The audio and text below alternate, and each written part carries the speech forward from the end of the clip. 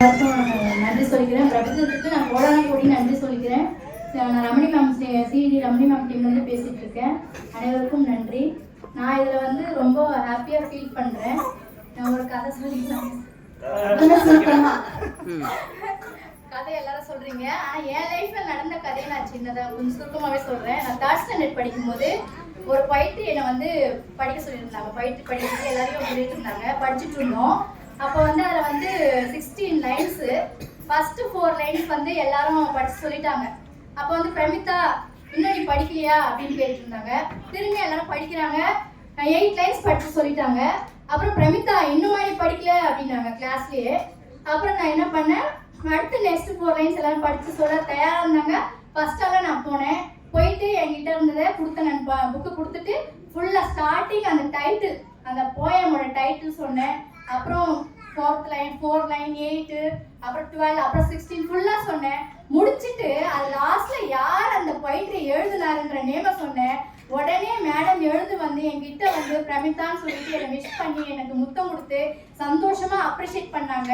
ரொம்ப டல்லாக ஃபீல் பண்ணிட்டு இருந்தாங்க. அவங்க ரொம்ப சேட் ஆகிட்டாங்க. அவங்க ரொம்ப நான் கஷ்டப்படுறேன், ரொம்ப உன்னை இது பண்ணிட்டேன், ரொம்ப கஷ்டப்படுத்திட்டேன் அப்படின்ட்டு எந்த வாயாலும் அவங்க சொன்னாங்களோ அதே வேலை முன்னாடி வாமா அப்படின்னு சொல்லிட்டு ஃப்ரெண்ட்ஸ்ல நிற்க வச்சு என்னை ரொம்ப அப்ரிஷியேட் பண்ணாங்க. பிரமிதாவை பாருங்க, எல்லாரும் சொன்னீங்க 4 லைன் சொன்னீங்க, சிக்கி திணறி தடுமாறி சொன்னீங்க. ஆனா அவங்க ஸ்டார்டிங்ல ஃபினிஷ் வரணும், யாரு இந்த போயிட்டு எழுதுனது வரணும் சொல்லினாங்க. எல்லாரும் கிளாப் பண்ணுங்க அப்படின்னு சொல்லிட்டு ஒட்டுமொத்த கிளாஸை எனக்கு கிளாப் பண்ணி அப்ரிஷியேட் பண்ணாங்க. அந்த மாதிரி நான் என்ன சொல்ல வரேன்னா, இது 10,000 அச்சீவ் பண்ணணும்னு சொன்னாங்க. நான் 10,000 ரூபாய் அச்சீவ் பண்ண ஆசைப்படலை. ஏன்னா எல்லாருமே நான் ஆசைப்படக்கூடாது. 20 அச்சீவ் பண்ணணும்னு ஆசைப்பட்டேன். அப்புறம் ரமணி மேம் 10,000 அச்சீவ் பண்ணிருக்கீங்க மேடம் அப்படின்னு சொன்னாங்க. சந்தோஷமா இல்லை மேடம், நான் என்ன பாருங்க 10,000 அச்சீவ் பண்ணிருக்கீங்க, எவ்வளவு பெரிய விஷயம். நாங்க இல்லை நான் 20 அச்சீவ் பண்ண ஆசைப்படுறேன், கண்டிப்பா அதை பண்ணுவேன் அப்படின்னு.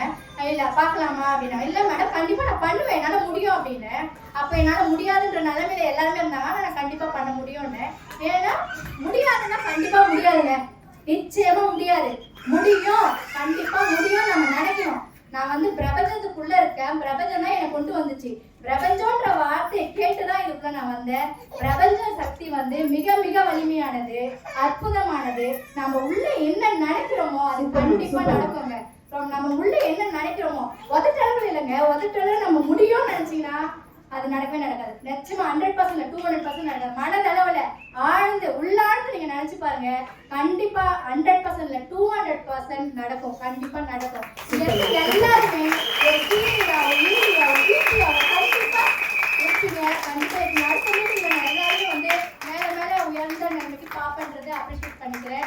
எல்லாரும் நான் ப்ரௌடா ஃபீல் பண்றேன். எல்லாருக்கும் நான் விஷ் பண்ணிக்கிறேன். Thank you so much.